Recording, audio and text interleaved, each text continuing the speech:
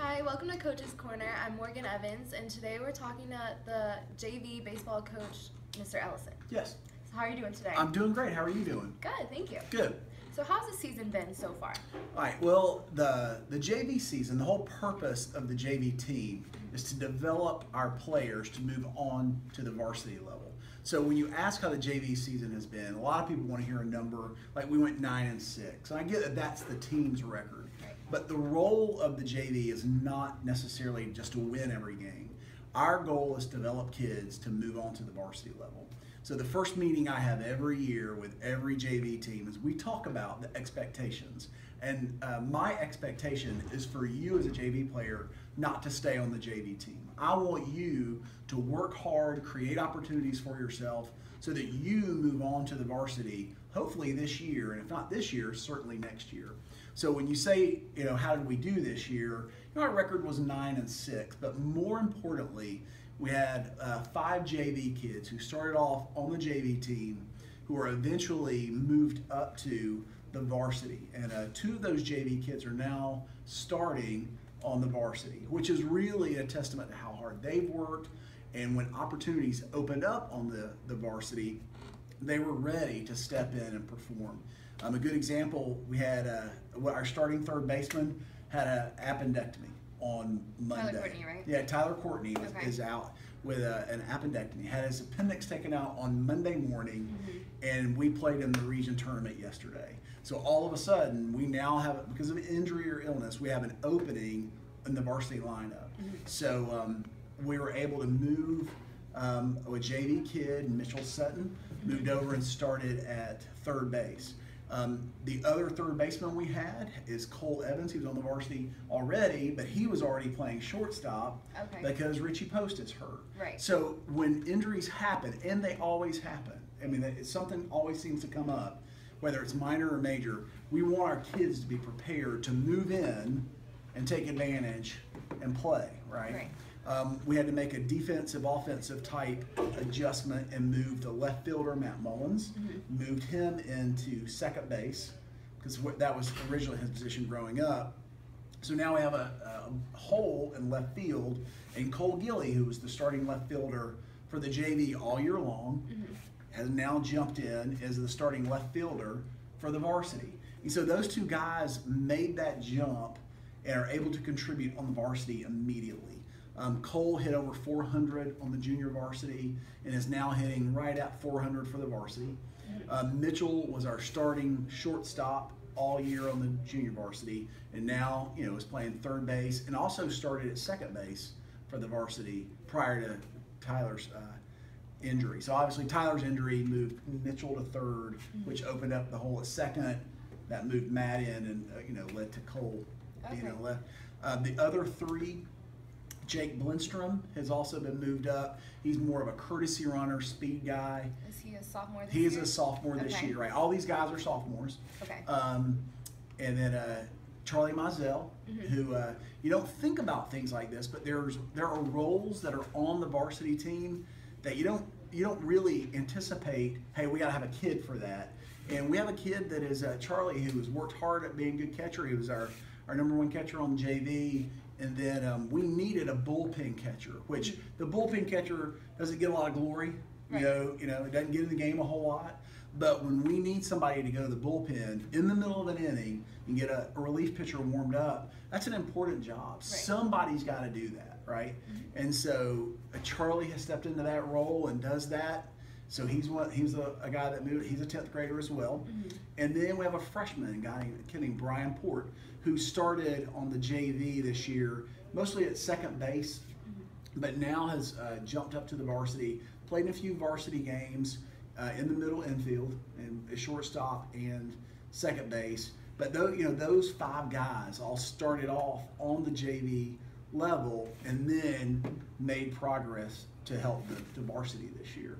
So when you ask how the JV season's going, from that regard, that's great. That's what we want the JV team to do, prepare kids to move on. There's some other kids that I'd be difficult not to mention. Pitchers, Nathan Price has really contributed a lot this year. He went 4-1 for us.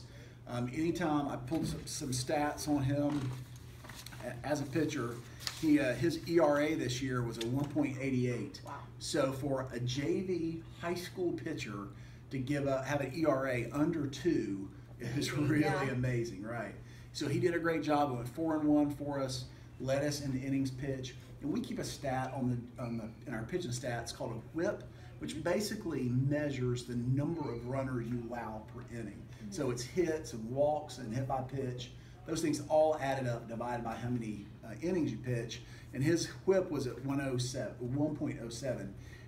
That's an unbelievable number. In high school baseball, if you give up an average of 1 base runner an inning, it's difficult to score runs on you, right? You know, you really got to put together a lot of hits or a lot of base runners to get runners in. If you're only allowing 1 per inning, you really cut down on the number of runs. He's done an outstanding job. We just had our baseball banquet Monday night for the JV in the 9th grade, and we give out 4 awards every year. The most promising 9th grade hitter, which went to Brian Port. Most promising 9th grade pitcher, which is Andrew Fry. He was on the 9th grade team this year and did a fantastic job. Most promising 10th grade pitcher was Nathan Price. And most promising 10th grade hitter, we had 2 awards this year. One went to Cole Gilly, who is now starting on the varsity. And the other one we gave, most promising 10th grade hitter, goes to Hayes Heineke. He started on the varsity, so he's been on the varsity all year. And when he needed some playing time, he would drop down and hit with us. He hit 478 on the JV level. Yeah, he can really rip. But so we don't want to punish a kid for making the varsity as a 10th grader. So we gave those 2 awards this year. But you know what? It's one of those things where our job has always been, this is my 18th year doing this here at Stars Mill, it's always been about getting kids ready to move on to the varsity level. And I feel like we do that. You know, the kids work hard at it. And so this year you guys haven't really had that many different teams that you've played, right? Compared to varsity. So how do you think that prepares them? Well, what we did this year is there are some programs that are a little more competitive than others, year in and year out. So this year, Coach Mosley did a fantastic job of scheduling for us. We were able to go down and play a doubleheader down at Troup County, and their varsity program is ranked in the top 5 in 4A. So their JV program is the JV team was pretty good. And we had the chance to go over and play Ola in the JV, in a JV game. And of course, their varsity team, we just saw them in the region playoffs last night, and we swept them. So the varsity programs are good, and you know their JV programs are sort of feeders for the varsity program. So you expect those teams to be good. We went 3-0 in those games. So yeah, so we're branching out outside of the county to make sure we play some better competition, and kids are stepping up. They enjoy that too. They enjoy the good competition. Okay, and so did y'all do any tournaments over spring break or anything like that? Yeah, with the JV program's always done the Friday before spring break. Okay. So we tell our kids, you know, the JV kids are able to go to spring break. It's the varsity guys that never get to go to spring break. Or they do go to spring break, they just go on a baseball trip for spring break. So this year, obviously, the varsity went to Knoxville and did really well, 3-0 in that tournament. And how do you think the 9th grade season's gone? The 9th grade season was good. They were about 500. What's great about the 9th grade team this year is the first time we've ever had this opportunity to have 8th graders play up with the 9th graders. And so that gives kids 5 years of being in the program. If you start, you know, if you make the 9th grade team as an 8th grader, you have the chance to be with us for 5 years. You get in the program, you learn the system, things don't change. We teach the same things over and over and over, year after year after year. So by the time they're a 10th grader, it's the 3rd time they've heard it, you know, and it's ingrained in them. And they sort of become what's called a program player, where they develop, we see those kids develop over the years and they stay in the program. So they finished up about 500, but it was great having our 8th graders coming over, because the 8th grade, the middle school gets out about an hour early. You know, and they can come down 45 minutes early. So they come down, got dressed. We had the opportunity to work in them, have last period planning. So I was able to go down. We could take ground balls when it was just them, because they only had 7 8th graders there.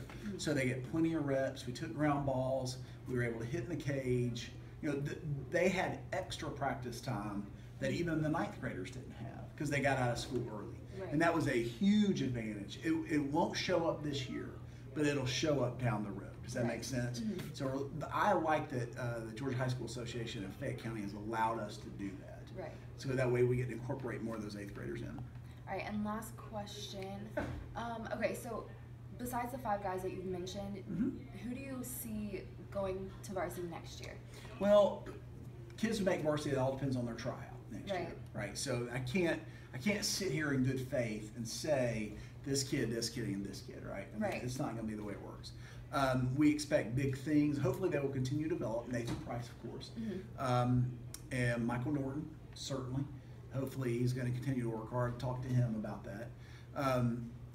Just the kids that are there, we tell them, hey, we expect you to continue to work, get better on fundamentals. They need to lift weights. They need to get stronger physically. They need to improve their fundamental skills.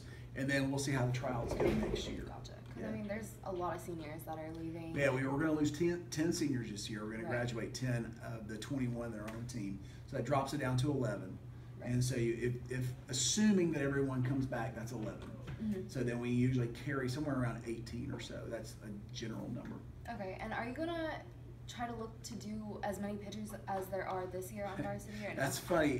This is the first time we've ever done that. And Right. so I can't predict that either, is because it really all depends on what kids we have, right? So let's say you take, like our pitchers, the big 3 pitchers this year were going to be Richie Post, Will Evans, Jake Arnold. Those are the big 3, right? Well, all 3 of those also play a position, Right. right? So if we had all kids like that, no, you wouldn't have to have other pitchers, right?